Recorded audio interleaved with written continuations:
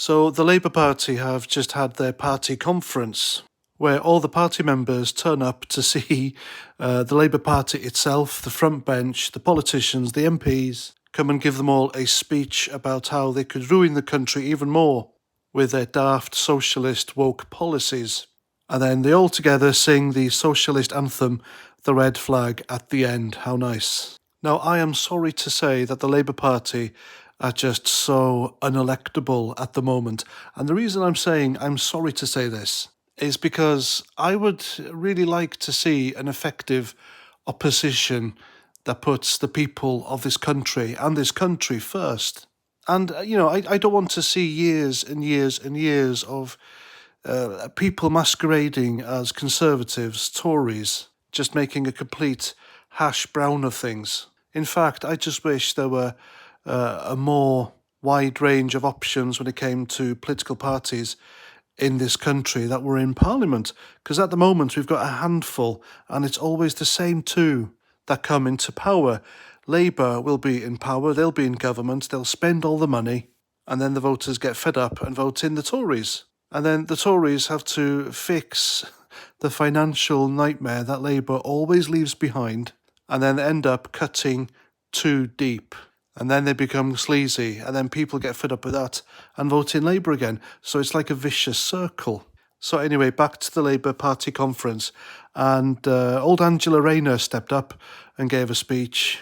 And this woman, in my opinion, is a disgrace to her profession, if you can call it that. She is literally a foul-mouthed fishwife, and she's thick as mince. And she's not at all your visualization of how an MP, a politician, your representative, to behave or look like. I mean, she swears on Twitter.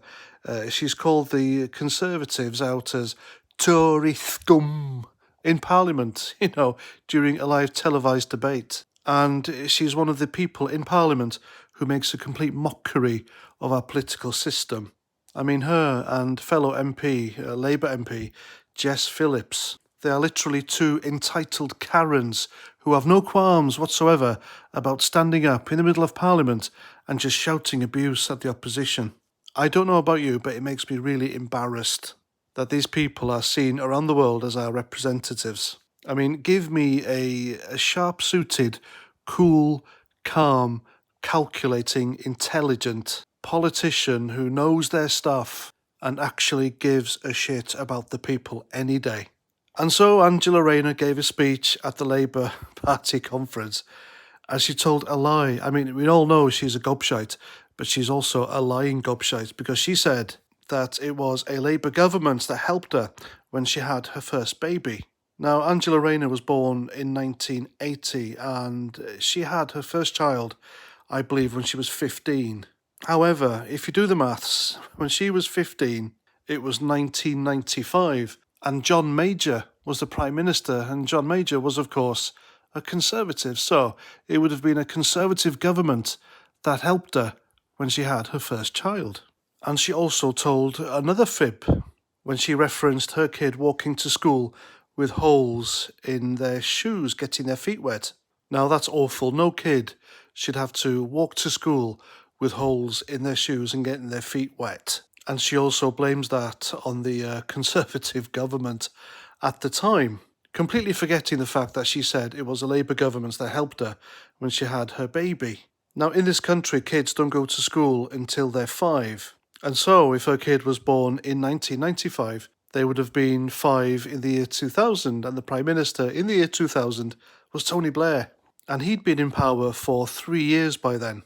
And so it was a Conservative government that helped her when she had her first baby in 1995. But it was a Labour government in power when her kid had to go to school with holes in their shoes, getting their feet wet. Now, this seems to be a theme with current Labour MPs, because David Lammy is another one who tells fibs, because he said that his mother depended on tax credits when he was growing up. However, David Lammy was 31 when tax credits were introduced. So, these people are just fucking unelectable. And I know our current government are a complete shower of shit, but they're a better shower of shit than the ones that Labour have at the moment. I mean, my God, do these people think we're all stupid?